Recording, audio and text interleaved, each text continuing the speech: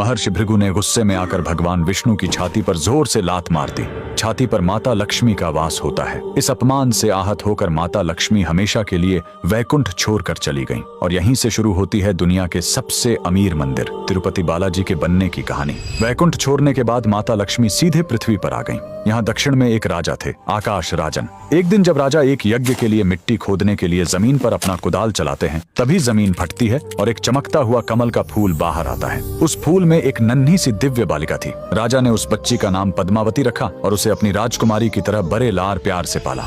उधर भगवान विष्णु माता लक्ष्मी के बिना बहुत उदास हो गए। उन्हें ढूंढते हुए वो धरती पर तिरुमाला की पहाड़ियों पर आ गए। माता के वियोग में वो इतने दुखी थे कि उन्होंने खाना पीना छोड़ दिया और एक चींटी के टीले के अंदर बैठकर गहरे ध्यान में चले गए। भगवान को भूखा देखकर एक गाय रोज उस चींटी के टीले पर जाती और अपना सारा दूध उसके अंदर गिरा देती थी। एक दिन गाय चराने वाले ने यह देख लिया। उसे लगा कि गाय दूध बर्बाद कर रही है। गुस्से में आकर उसने गाय को मारने के लिए अपनी कुल्हाड़ी खींचकर पूरी ताकत से उसकी तरफ फेंक दी।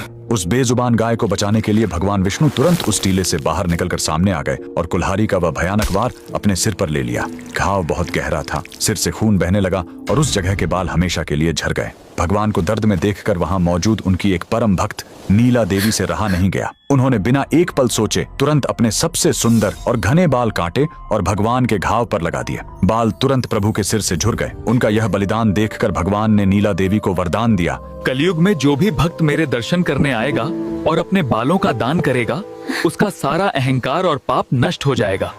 बाद में भगवान विष्णु जो धरती पर श्रीनिवास के रूप में रह रहे थे, उनकी मुलाकात राजकुमारी पद्मावती से हुई और दोनों का विवाह तय हो गया। चूंकि पद्मावती एक बहुत बड़े राजा की बेटी थी, इसलिए एक शाही शादी की जरूरत थी।